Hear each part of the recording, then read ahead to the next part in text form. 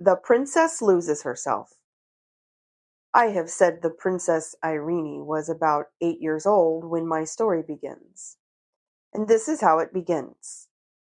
One very wet day, when the mountain was covered with mist, which was constantly gathering itself together into raindrops, and pouring down on the roofs of the great old house, whence it fell in a fringe of water from the eaves all round about it.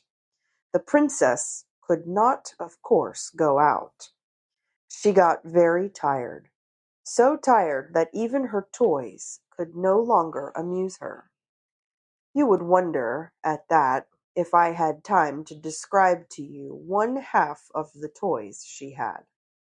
But then you wouldn't have the toys themselves, and that makes all the difference. You can't get tired of a thing before you have it. It was a picture, though, worth seeing. The princess sitting in the nursery with the sky ceiling over her head, at a great table covered with her toys. If the artist would like to draw this, I should advise him not to meddle with the toys. I am afraid of attempting to describe them, and I think he had better not try to draw them. He had better not. He could do 1,000 things I can't, but I don't think he could draw those toys. No man could better make the princess herself than he could, though, leaning with her back bowed into the back of the chair, her head hanging down, and her hands in her lap, very miserable, as she would say herself, not even knowing what she would like, except it were to go out and get thoroughly wet, and catch a particularly nice cold, and have to go to bed and take gruel. The next moment after you see her sitting there, her nurse goes out of the room. Even that is a change, and the princess wakes up a little, and looks about her. Then she tumbles off her chair, and runs out of the door. Not the same door the nurse went out of, but one which opened at the front of a curious old stair of worm-eaten oak, which looked as if never anyone had set foot upon it. She had once before been up 6 steps, and that was sufficient reason, in such a day, for trying to find out what was at the top of it. Up and up she ran, such a long way it seemed to her, until she came to the top of the third flight. There she found the landing was the end of a long passage. Into this she ran. It was full of doors on each side. There were so many that she did not care to open any, but ran on to the end, where she turned into another passage, also full of doors. When she had turned twice more, and still saw doors and only doors about her, she began to get frightened. It was so silent, and all those doors must hide rooms, with nobody in them. That was dreadful. Also, the rain made a great trampling noise on the roof.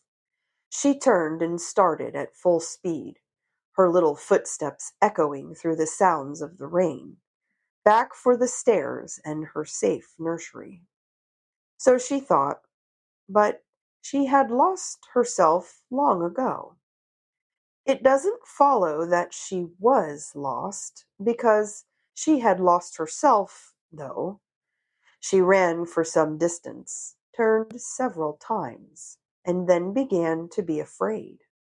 Very soon she was sure that she had lost the way back. Rooms everywhere, and no stair. Her little heart beat as fast as her little feet ran, and a lump of tears was growing in her throat. But she was too eager and perhaps too frightened to cry for some time.